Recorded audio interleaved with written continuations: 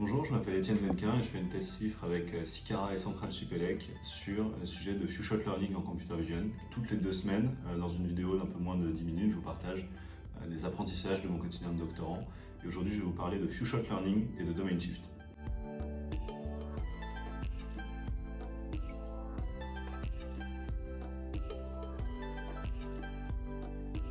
Il y a 2 semaines, je vous avais montré ce problème qu'on avait traité avec un magasin de bricolage en ligne. On veut donc pouvoir classifier un objet parmi 6 tondeuses et perceuses en ayant seulement à disposition 1 ou 2 images de scie, de tondeuses et de perceuses. Pour formaliser ce problème, on introduit un query set qui est l'ensemble des images qu'on veut labelliser, un support set qui est donc un petit ensemble d'images labellisées des mêmes classes, et on ajoute à ça un base set qui est donc un gros dataset d'images labellisées mais de classes différentes, donc aucune scie, aucune tondeuse, aucune perceuse. Et on peut exploiter les images du base set et du support set. Ce qu'on veut, c'est augmenter notre précision sur le query set. L'approche la plus courante dans la littérature, c'est d'entraîner un feature extractor sur le base set, c'est-à-dire un réseau dont la sortie n'est pas un vecteur de classification, mais un vecteur qui est censé représenter l'image. Ensuite, à l'inférence, on va utiliser ce réseau pour extraire les features, à la fois des images du support set et du query set. Et ensuite, il va nous rester qu'à classifier les images du query set par comparaison avec les images du support set dans cet espace de features. Une manière courante de faire ça, plutôt que de classifier chaque query à toutes les images du support set, ça va être de réduire chaque classe à un seul vecteur, un prototype de cette classe. Donc en général, on va utiliser la moyenne simplement des vecteurs de représentation des images de cette classe. Et donc on va simplement assigner à chaque query la classe du prototype le plus proche avec par exemple la distance euclidienne.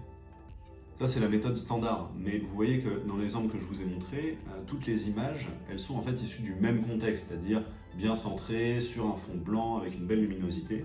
C'est une supposition qui est plutôt cohérente pour le support set parce que c'est à ça que ressemblent les images dans le catalogue du magasin, mais pour les images du query set, c'est complètement irréaliste parce qu'en fait, les images que les clients de notre client vont uploader sur le site, ça va être des images d'outils chez eux, donc qui vont plutôt ressembler à ça.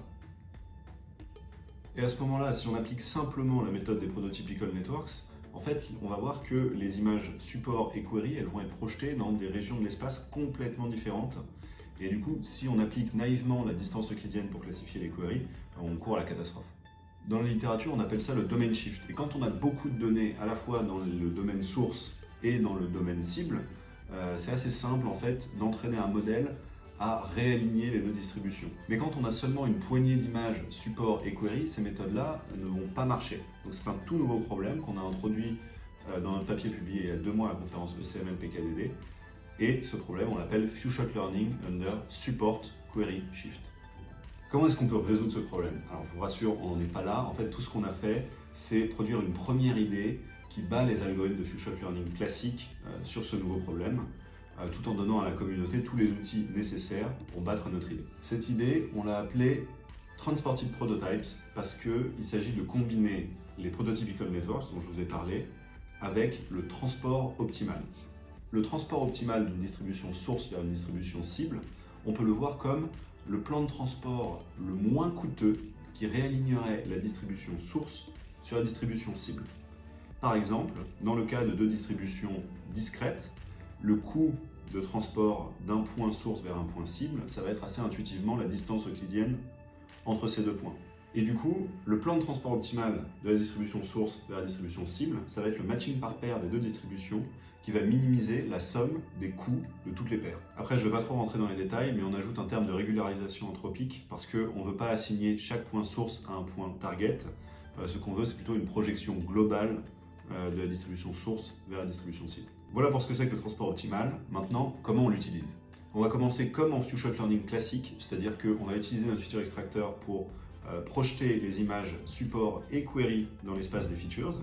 Et donc, comme on a vu, elles se retrouvent dans 2 régions différentes de l'espace.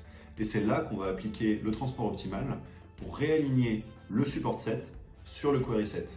Et à ce moment-là, il ne nous reste plus qu'à calculer les prototypes sur le support set transporté et à comparer les queries aux prototypes transportés. On a pu montrer que notre méthode améliore les performances des prototypical networks sur le problème de Few Shot Learning under Support Query Shift, mais on reste très loin d'avoir résolu le problème et les meilleures idées elle reste à venir, et ça c'est assez motivant. Merci de m'avoir écouté, on est passé très vite sur beaucoup de choses, donc si vous voulez rentrer un peu plus dans les détails, je vous mets pas mal de documentation dans la description, dont bien sûr l'article en question. N'hésitez pas à vous abonner pour ne pas rater les prochaines vidéos, et dans 15 jours on parlera du lien entre similarité visuelle entre des objets et leur similarité sémantique.